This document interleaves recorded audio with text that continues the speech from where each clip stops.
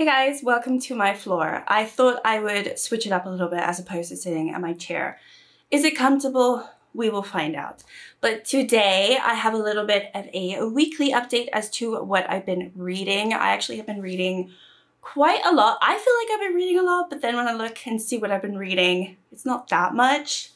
I also have a stack here of new books that just came in because I couldn't resist, couldn't help myself. I did end up buying some books, so we'll have a little bit of a mini book haul. I don't actually have all the books here. There were a few that were on back order, so I will have to be waiting on them. But yeah, I have a good amount to share.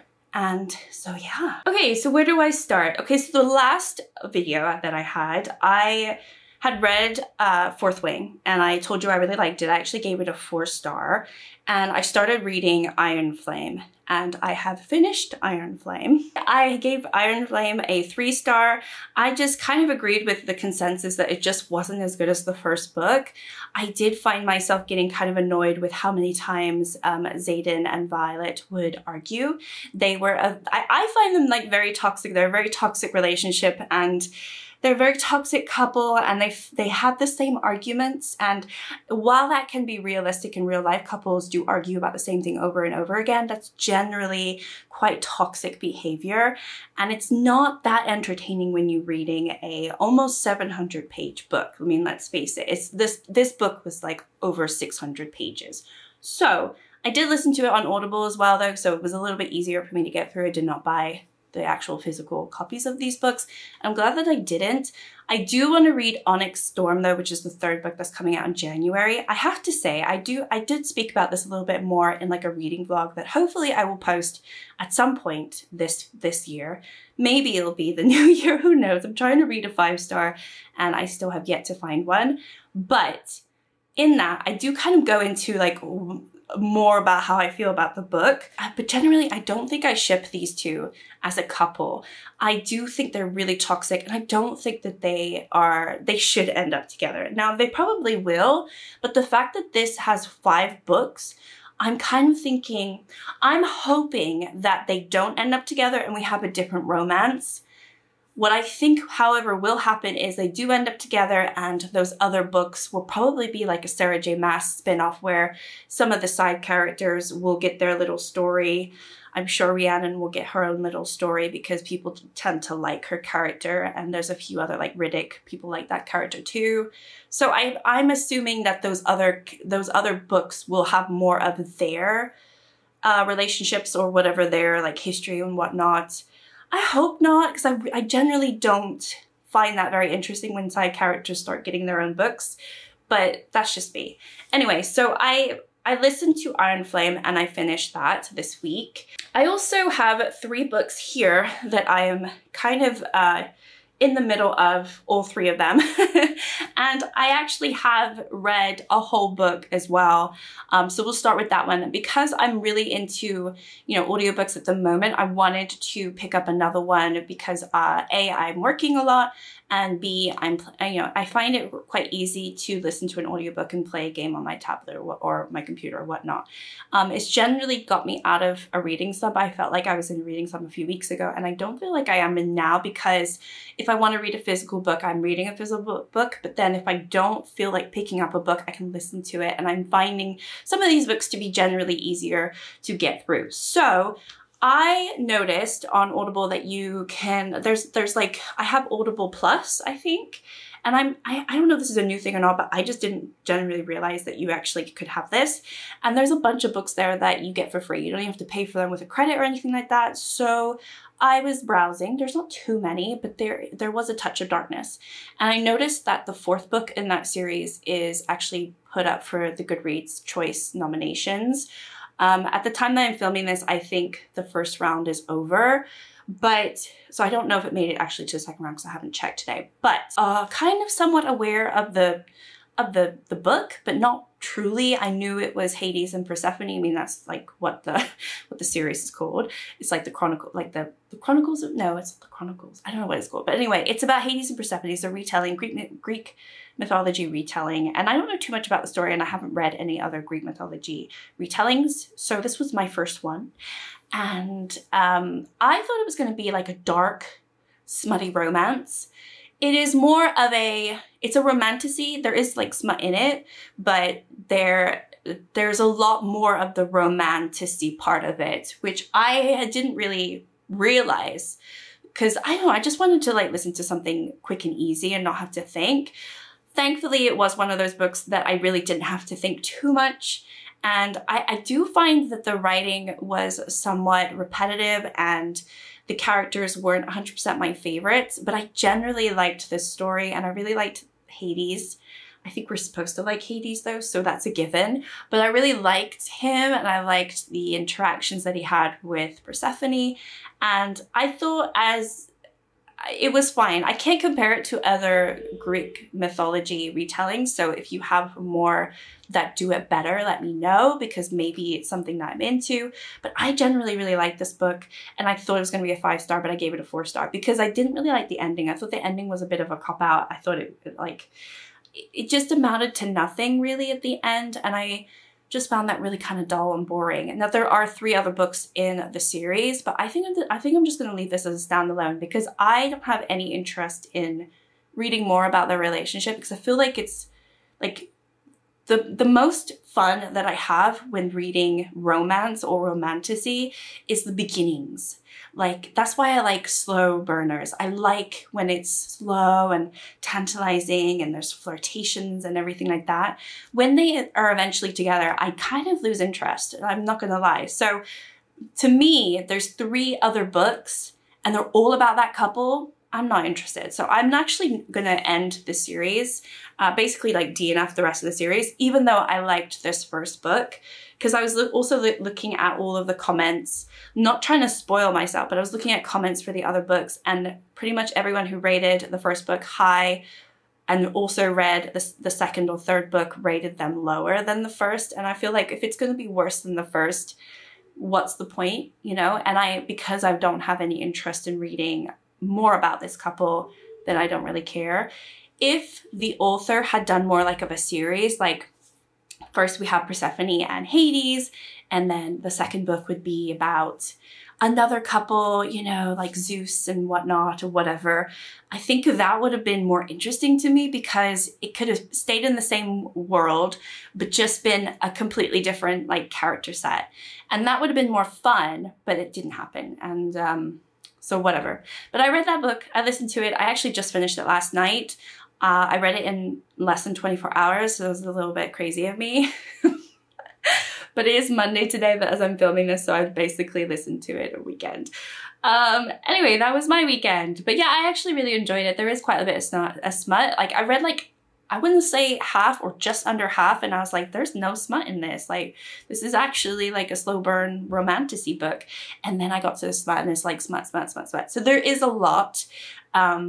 But I think actually comparing it to some other books, it's done reasonably well. So I didn't get like too much cringe from it, which is a good thing, because I get a lot of cringe from those types of scenes in other books. I'm thinking like Ali Hazelwood, like those are so incredibly cringe to me. I didn't feel so cringe reading this. So yeah, I thought it was gonna be a 5-star. I gave it a 4-star.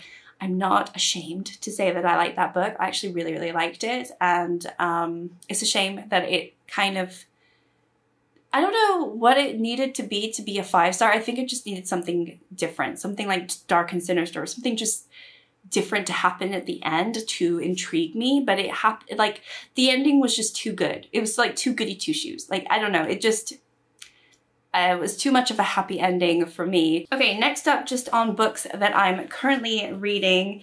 I've been trying to read this for like a month now. I am on page 181. It's not that I don't enjoy it, it's just not a book that I feel like picking up most of the time. So what happens is I read like 10 pages, nothing really quite happens, and then I put it down. And that's kind of how I've been getting through it. It did get a little bit more intriguing in the last sort of, I want to say like 40 pages that I've just read. because we're kind of learning a little bit more about the young boy who passed away. You know, he supposedly fell off the cliff, but, you know, there's stories that maybe potentially he was murdered, or it was like a little bit more sinister to that. And we find a little bit more about his character and what he was kind of like. Also, there's some like ghosty bits that are happening, and we find out a little bit more about the ex-nanny as well, because she was apparently into witchcraft and all that stuff. So there's more going on. I have like half of it left. I'm hoping to finish this. It would be really nice to finish it before the end of the month, just so I can have another book that I've read this month, because there's not a lot. I have like 2 DNFs, and I think I've read 3 books. I mean, it's not terrible. No, I've read 1, 2, 3, 4 books now, and 2 DNFs. So it's not terrible, but it is, you know, late in the month. There's only like a few days left, so that one is still around. And then I have 2 new books that were like new to like the channel, because I haven't really spoken about them. So I decided to start reading this. This has been on my shelves for a good year now. And it's actually the lowest rated book that I currently have in my Goodreads want to read list at all. Not even just in my physical TBR, but just like in general, because I was looking at like what my lowest rated books are. And you would wonder, like, why would you want to read your lowest rated book? But it's taking up room, it's taking up space. And if it really is that bad, I'd rather like try to read it, and so that I know if I need to unhaul it enough, because I don't like unhauling books that I just haven't read or haven't tried the author before. And I've never tried this author before. This is her first like fictional novel. She is a British journalist, and there are just so many forwards for this book. It's like crazy to me that it's rated so low, but I think it's pretty divisive with what the concept is. So basically it is about this woman, well, this couple that are due to be married in like a month. Like when you start off, it's like 30 days till their wedding. And they find out that the man, he is named on a list that's posted on Twitter anonymously, with a bunch of other men who either have you know, been very violent to women or just done worse things. I'll leave it at that. Like, just like the worst of the worst. He has actually been put on this list with a bunch of other horrible people, and you're kind of going back and forth between the different POVs. You actually do jump into his POV as well as the woman's. And you do kind of learn some things about him, that he's not quite innocent, or as innocent as he is trying to portray to his fiancée.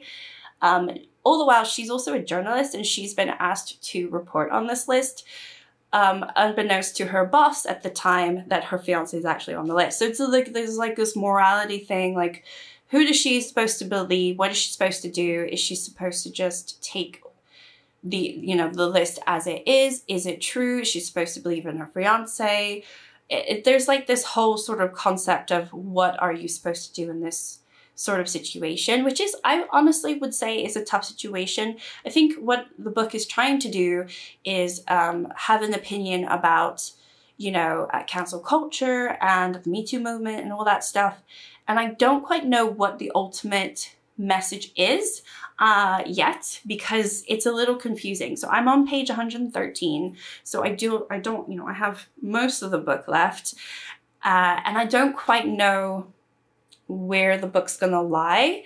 I think just from what I've seen on other people's comments about the book, they just don't agree with how it's represented and how it's portrayed.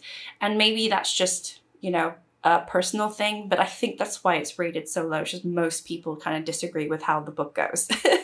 So I started reading this earlier this week, and I think it also was helpful because it's like a literary fiction. It's like completely different to a bunch of other books that I've been reading recently.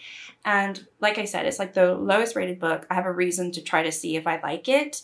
And I like to like challenge myself and do things. I will say it's a very well written book. It's very easy to get through. But yeah, I'm assuming that it's the discourse and like the opinions of the author, or what the author is trying to say towards the end of the book, that probably divides people. I haven't really seen too many good reviews on it, to be fair. So anyway, I'm not entirely sure what I feel about it, but I think it's kind of interesting.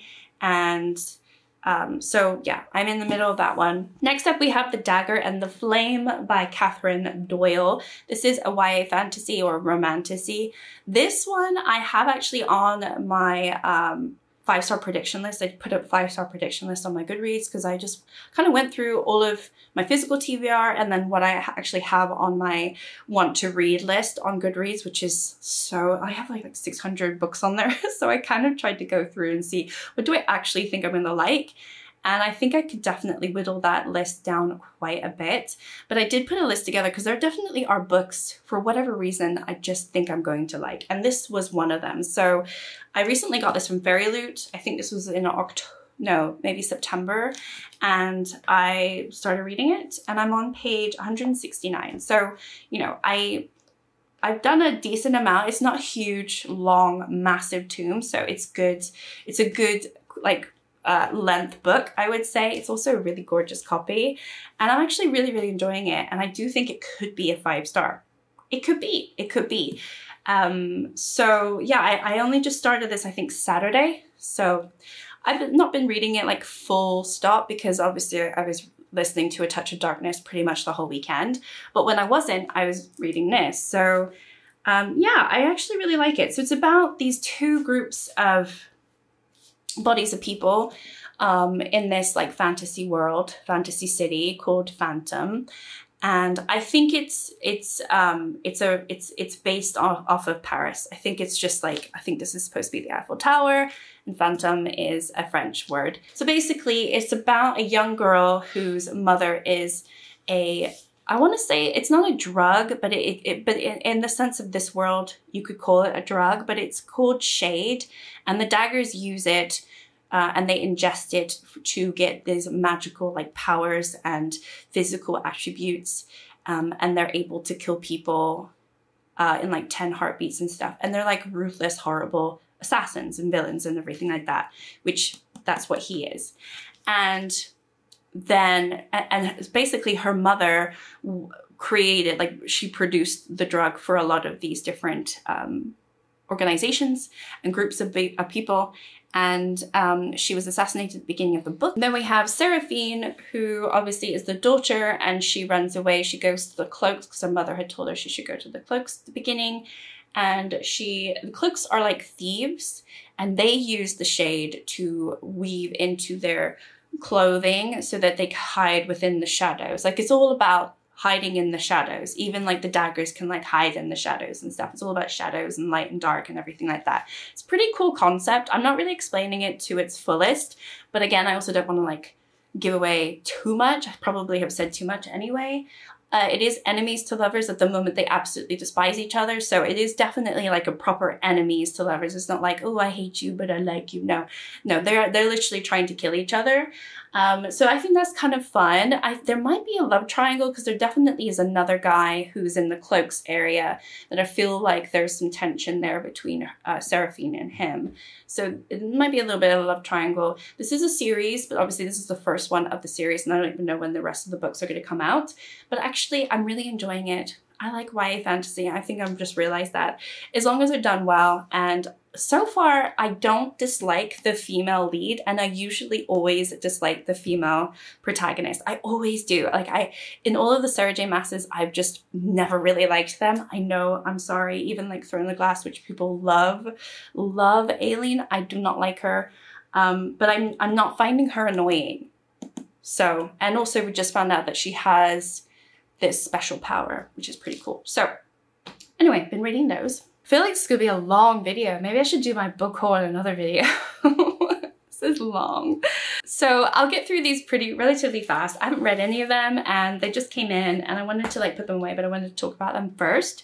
So I have been avoiding Holly Black for the longest because I've heard some pretty negative things, but I did watch I don't know who it was, but I watched someone just talk about the series and I don't know, I got influenced, I got swayed, and I did something that I wasn't supposed to do, which is buy the whole series as opposed to just the first book and seeing if I like it, which is not always the best case, but I did end up getting this series.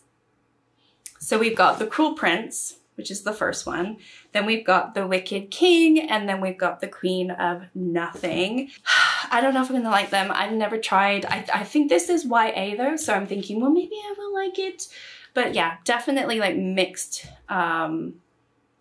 reviews about Holly Black and also that series that I have heard.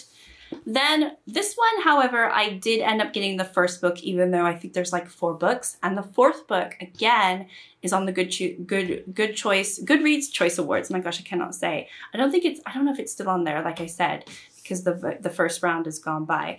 But I did pick up the first book of the series. So this is Trial of the Sun Queen.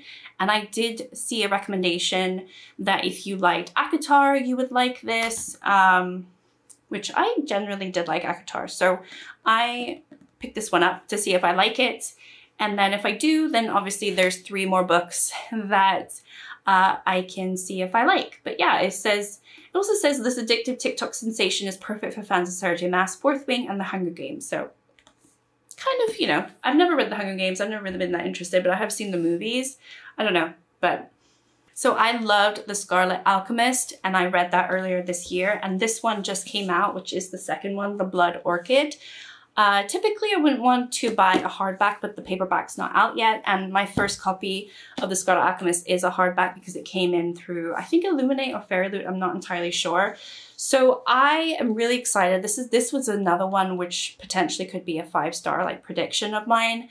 I thought that the first one really dived into a lot of dark horror themes that I wasn't expecting, and there wasn't really that much romance in it.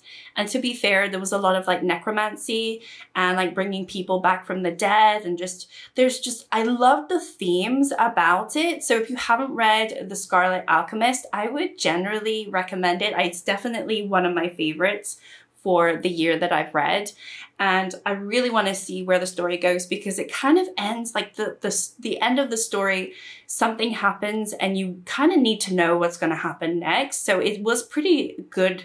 I wouldn't say it was a cliffhanger, but it was a pretty good setup for the following book. So I'm really hoping to like this book. And I have no idea what happens because I haven't spoiled it for myself. So, and I went into The Scarlet Alchemist not knowing anything. And honestly, if you look at Goodreads, it barely has enough. It doesn't have that many reviews. And I feel like that's such a shame because I feel like it's so good. So anyway, I went and picked up the second book. And if I can influence anyone who's watching this, I would recommend The Scarlet Alchemist. I think it's so good. Okay, next up, this is another one where I picked up the first book. I didn't want to get the whole series. I have been eyeing this series quite a bit, but there's like, I've been going back and forth because of people, and I just don't know if I should read it or not. So I've never read the Caraval series, and I think that's a prequel to this one. So this is Once Upon a Broken Heart by Stephanie Garber. And honestly, I haven't read any of the series, and I don't know if I really should. Like, I've seen so many bad things about Caraval, but then maybe I would like it. I don't know. But anyway, I picked this up just to see if I would like it. If you think that I should read the Caraval series before this, let me know, and I won't even start this until I get maybe that one. I did think about buying both this one and the Caraval, but I don't know. I think there's something about this where it just intrigued me a little bit more. But at the same time, it's got such bad reviews, but then there's people that absolutely love it, this series. So I don't know how I'm going to feel about it, but I picked it up because, you know, I got curious. All right, then I got these 3 books, which I'm super excited about. So I got Mother Thing, which I've been wanting to pick up for the longest time. I just never did. This is from Ainsley Hogarth, and it's one of these like dark horrors, like not dark horrors, like if this were a book, I would assume it would be like a dark comedy, because it's like a little bit twisted, a little bit bizarre, a little bit unhinged, and I generally like those types of books. I think there's something about a ghost and haunting. I don't know, it's just kind of a weird, absurd book, and I'm very excited about it. I don't really want to read the blurb because I want to go into this not knowing anything, and I don't know, I'm really excited to read this. And I think the cover is just stunning. Then I picked up this. This is actually a book of short stories by Eliza Clark. It's called She's Always Hungry, but again, it's like little unhinged little snippets of cannibalism. That's what I'm assuming. I think it's all about like each of these characters has a desperate desire. Can any of them be sated? So I don't know, maybe I'm completely wrong, but there's like little snippets, little stories here and there. And I think this would be a fun, like quick little easy read. I've never tried anything by Eliza Clark, and I think this would also be a good way to try her before I buy one of her actual books. And then I also got Rouge from Mona Awad. So I gave Bunny 5 stars. I know this has nothing to do with Bunny, and I think people who loved Bunny felt slightly disappointed with this book, so I'm hoping that's not the case. I just really liked her writing style, and I liked where she went with the story in Bunny. I went into that book not knowing really anything about what I was going to read, and I was so pleasantly surprised and intrigued. And I'm kind of going into this with the same idea. I kind of know what it's about, but I also don't really want to refresh my mind too much. I just know it's going to be weird, and so I'm excited to read this one too. All right, and then I have 2 more. I did get quite a few. So I did get Spark of the Everflame. This is by Penn Cole. Now, this one has just like sprung from nowhere. I saw one person talk about it, and now ever since then, I've seen so many people talk about this book. So it's definitely like exploding, and I've been influenced. It does say epic slow burn romantasy, so I do love a slow burn romance. I do. And I obviously like romantasy when it's done well, or when there's just that something to it. So I don't really know anything too much about what the story is, but I was influenced and I bought it, so it's here. And then lastly, this was just a total like shot in the dark. It wasn't on my to be read. I had never heard of this book before, but I got Bewitched. This is by Laura Thalassa, and to me this sounded really interesting at the time that I bought it, but now I don't remember what it's about, so that's great for me. So I think it's about witches, and yeah, this young witch enters a coven, and there's some like, she takes a trip to South America. There's a nefarious supernatural force, and it tries to drag her plane from the sky, and her magic awakens. And it's just kind of interesting. I don't know, it just sounded pretty interesting. I think there's a bunch of other books in this series. I've also never tried this author, but she does have quite a lot of books already out. So if I like it, then, you know, it's just another author that I can talk about. And I wanted to just grab a book that I haven't really seen anyone talk about. Just like, why not? Let's just be different. All right, so that is it. That's my little update for this week. Those are all the books that I did receive. Like I said, I think there's maybe 1 or 2 more that are coming in the following weeks. I'll just talk about them when they come. But yeah, I'm really happy that I'm out of this reading slump and enjoying my reading. Whatever I'm reading, it's always a good time, isn't it? So that is great. Anyway, thank you so much. I hope everyone is doing well, and I'll see you all next time. Bye.